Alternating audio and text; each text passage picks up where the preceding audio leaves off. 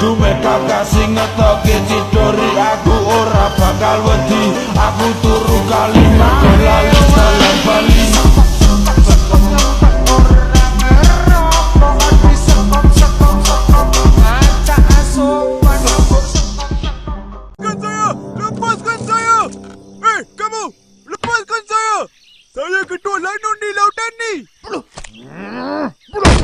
Oh, oke. Ini bukan lautan, ha?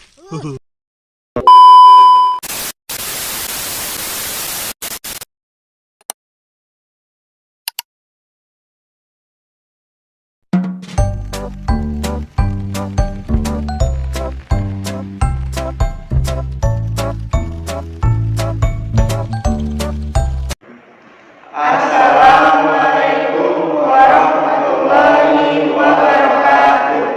Perkenalkan, kami dari kelompok 1 Akuntansi Syariah Praktek. Di sini kami akan menjelaskan materi tentang ruang lingkup akuntansi syariah pada Bank BSI. Perkenalkan, nama saya Elia Putra Percaya Celang.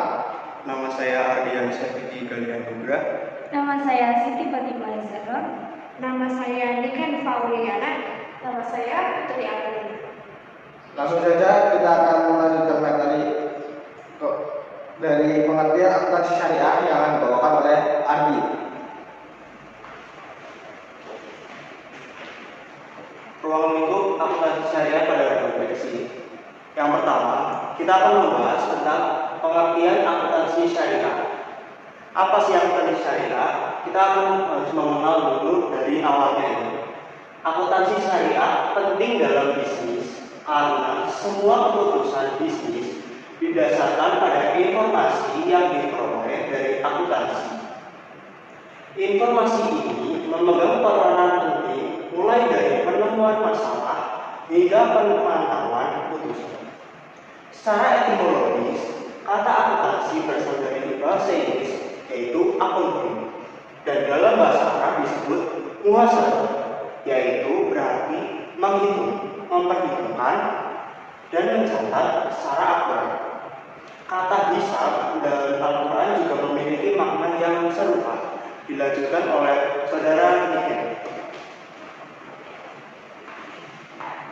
Baik, selanjutnya, akuntansi mengubah transaksi menjadi informasi keuangan. Dalam konteks Islam, akuntansi syariah mengikuti hukum syariat, yaitu Al-Quran dan Sunnah. Akuntansi Islam termasuk dalam muamalah yang berarti dapat berkembang sesuai kemampuan manusia selama tidak melanggar larangan dalam Al-Quran dan hadis.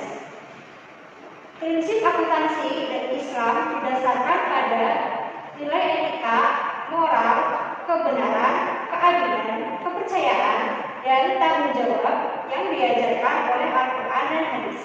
Selanjutnya akan dilanjutkan oleh Siti. Dan selanjutnya mengenai akuntansi syariah sendiri. Akuntansi syariah adalah seni mencatat, mengklasifikasikan, meringkas, melaporkan, dan menganalisis informasi keuangan dengan prinsip syariah, yaitu untuk kemaslahatan semua pihak. Sistem pembukuan akuntansi syariah sudah diterapkan sejak zaman Khalifah Umar bin Khattab dengan istilah-istilah berikut ini. Yang pertama, Jaridah al-Kharaj, yaitu mencatat piutang zakat tanah, hasil pertanian, sewa hewan ternak, dan cicilan yang telah dibayar. Yang kedua, Jaridah al-Nafaqah, yaitu mencatat pengeluaran negara. Yang ketiga, Jaridah al-Mal, yaitu mencatat penerimaan dan pengeluaran dana zakat. Yang keempat, Jaridah al-Musadari, yaitu mencatat penerimaan denda atau sitaan dari individu yang melanggar syariah, termasuk pejabat yang korupsi. Selanjutnya akan dibawakan oleh Putri. Selanjutnya ada perbedaan akuntansi syariah dengan konvensional. Perbedaan yang pertama terdapat pada investasi. Pada akuntansi syariah, melakukan investasi yang halal saja, sedangkan pada akuntansi konvensional, investasi yang dilakukan haram dan halal. Perbedaan yang kedua terdapat pada bunga. Pada akuntansi syariah, berarti hasil jual beli dan sewa. Sedangkan pada akuntansi konvensional, bunga memakai perangkat bunga. Untuk perbedaan selanjutnya ada pada profit. Pada akuntansi syariah, profit dan falah oriented atau mencari kemakmuran di dunia dan kebahagiaan yang nyata. Sedangkan akuntansi konvensional menggunakan profit oriented. Perbedaan selanjutnya ada hubungan. Akuntansi syariah menggunakan hubungan dengan nasabah dalam bentuk hubungan kemitraan, sedangkan akuntansi konvensional menggunakan hubungan dengan nasabah dalam bentuk hubungan debitur dan kreditur. Perbedaan selanjutnya ada perbedaan dalam pengawas. Akuntansi syariah, penghimpunan dana dan penyaluran dana harus sesuai dengan fatwa Dewan Pengawas Syariah, sedangkan akuntansi konvensional tidak terdapat dewan sejenis. Selanjutnya akan dijelaskan oleh Nikia. Oke, saya akan menjelaskan standar akuntansi syariah pada perbankan syariah.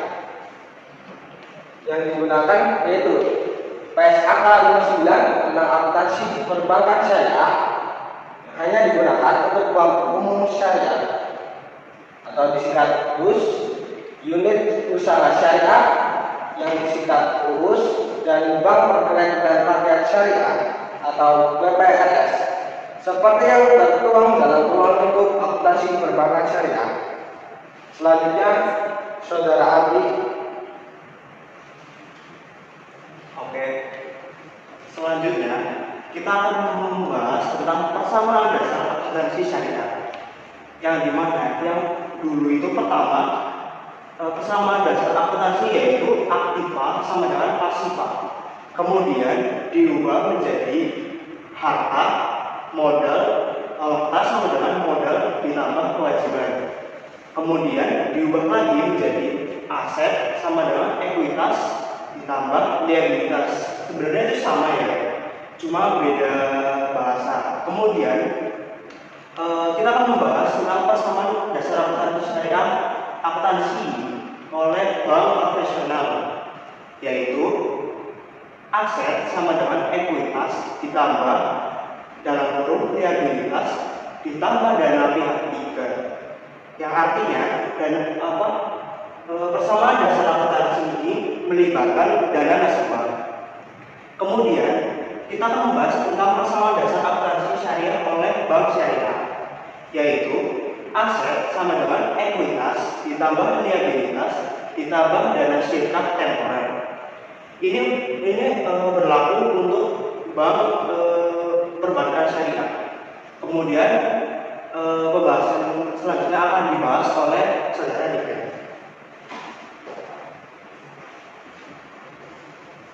Baik, untuk selanjutnya kita akan membahas profil singkat mengenai Bank BSI. Industri perbankan di Indonesia mencatat sejarah baru dengan hadirnya PT Bank Syariah Indonesia (TBK). BSI yang secara resmi lahir pada 1 Februari 2021 atau 19 Jumadil Akhir 1442 Hijriah. Bank Syariah Indonesia adalah bank syariah terbesar di Indonesia yang nampaknya resmi beroperasi sejak 1 Februari 2021.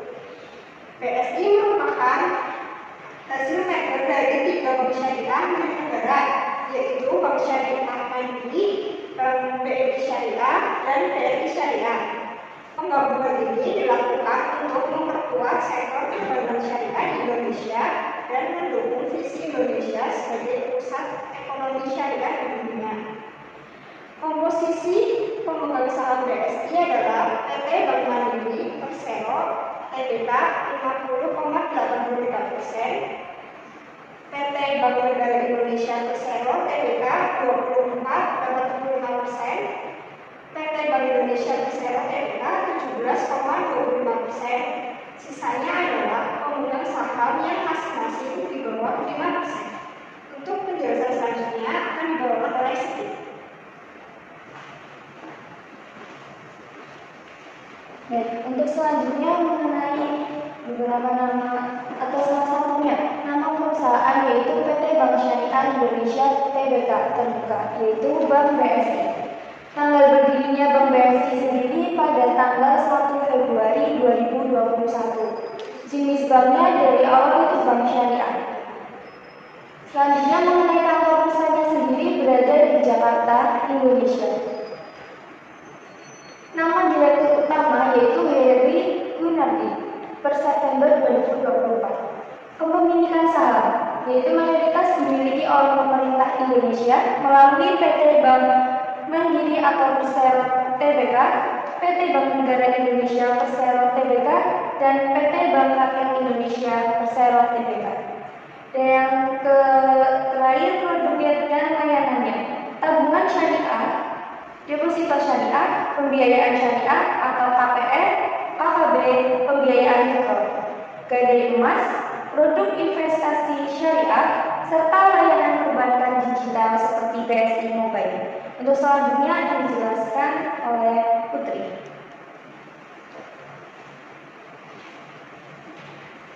Selanjutnya ada visi dan misi Bank BSI. Visi Bank BSI adalah menjadi bank syariah terbesar di Indonesia dan pemain global dengan memberikan solusi keuangan syariah yang inovatif dan inklusif. Sedangkan misinya yaitu yang pertama untuk memberikan pelayanan terbaik kepada nasabah berdasarkan prinsip-prinsip syariah.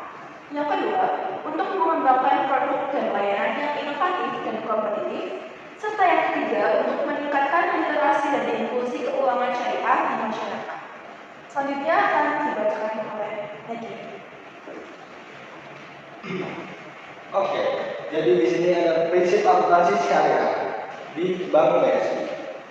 Yang pertama, larangan riba.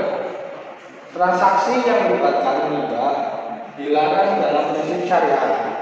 Akuntansi syariah harus memastikan bahwa semua produk dan layanan yang ditawarkan tidak melibatkan riba. Yang kedua, ada larangan haram. Haram ini adalah ketidakpastian yang berlebihan. Akuntansi syariah harus memastikan bahwa transaksi dilakukan dengan transparansi dan mengurangi risiko ketidakpastian. Yang ketiga adalah larangan masyir. Masyir adalah perjudian atau spekulasi yang berlebihan. Akuntansi syariah menghindari transaksi yang mengandung elemen spekulatif. Yang keempat ada kepatuhan kepada hukum Islam. Semua transaksi harus mematuhi hukum dan prinsip syariah yang ditetapkan oleh lembaga pengawasan syariah. Selanjutnya akan dijelaskan oleh Ardi. Oke, di sini saya akan menjelaskan tentang tujuan akuntansi syariah pada Bank BSI. Yang pertama, itu adalah memastikan kepatuhan syariah, yaitu menjaga agar semua transaksi dan kegiatan keuangan sesuai dengan prinsip syariah Islam. Yang kedua, menjamin transparansi dan akuntabilitas, yaitu menyediakan laporan keuangan yang jelas dan akurat untuk memudahkan pengawasan. Kemudian yang ketiga, mengelola zakat dan wakaf, yaitu mengelola zakat dan wakaf sesuai dengan ketentuan syariah. Dan yang terakhir, meningkatkan kepercayaan publik, yaitu memperkuat kepercayaan masyarakat dengan kepatuhan syariah. Kemudian kita akan membahas slide selanjutnya yang akan dijelaskan oleh saudara Nida.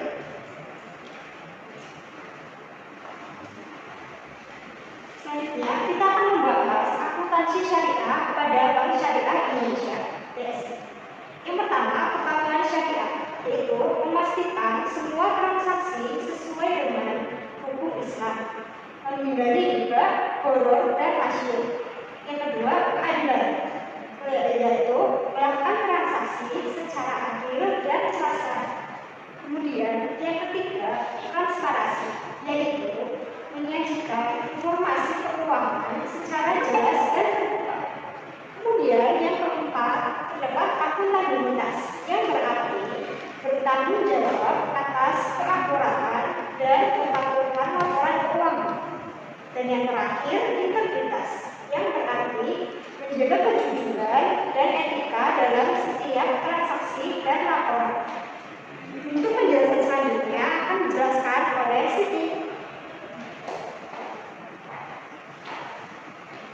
kita akan menjelaskan mengenai dasar hukum akuntansi syariah yang digunakan pada Bank BSI.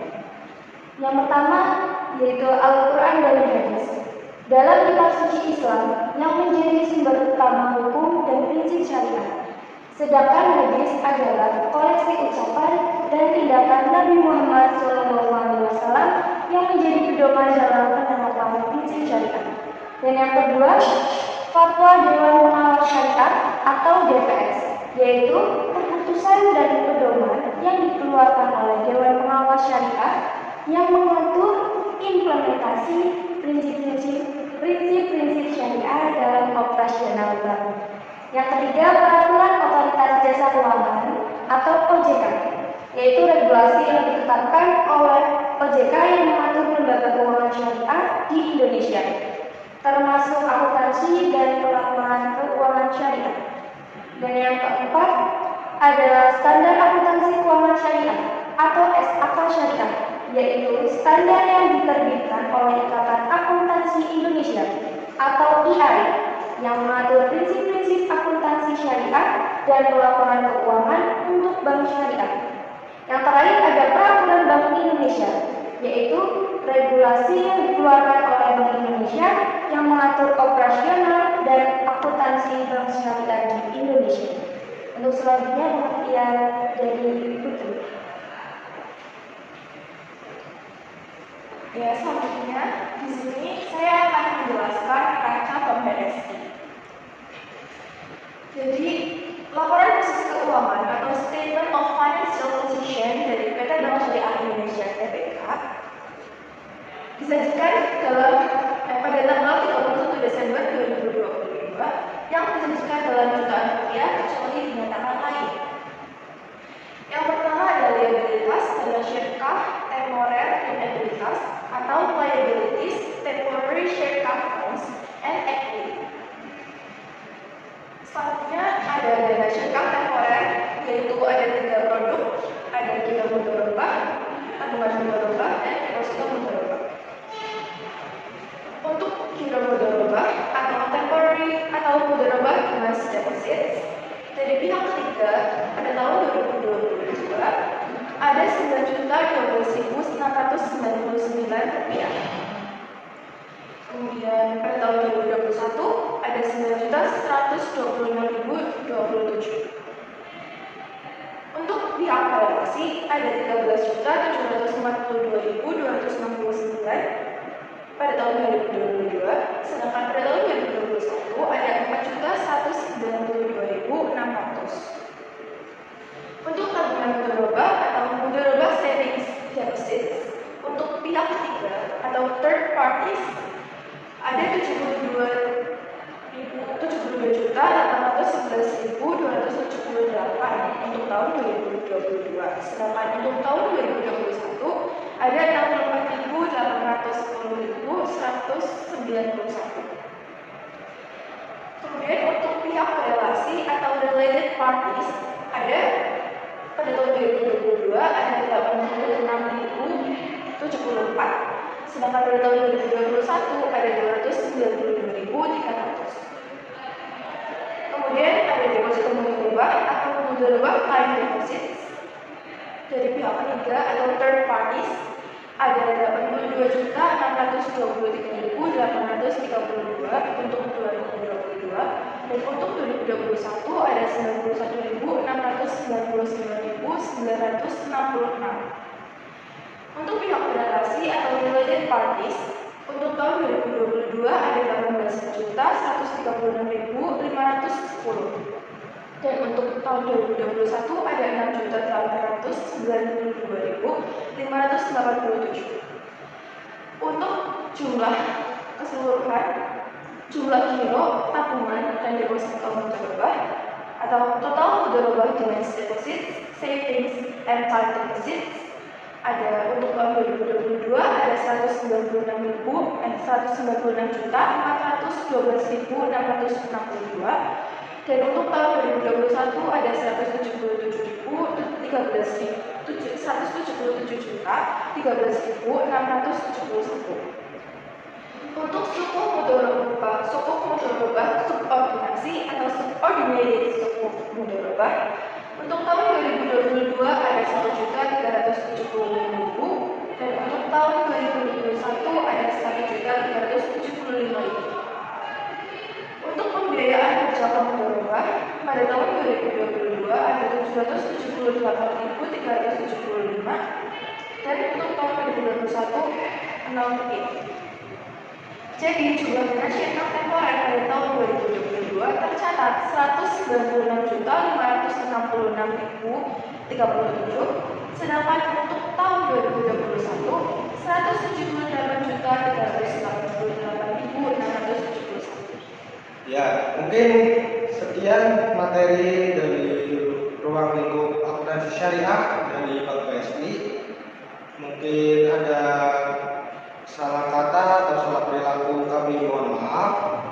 Terus selanjutnya terima kasih. Wassalam.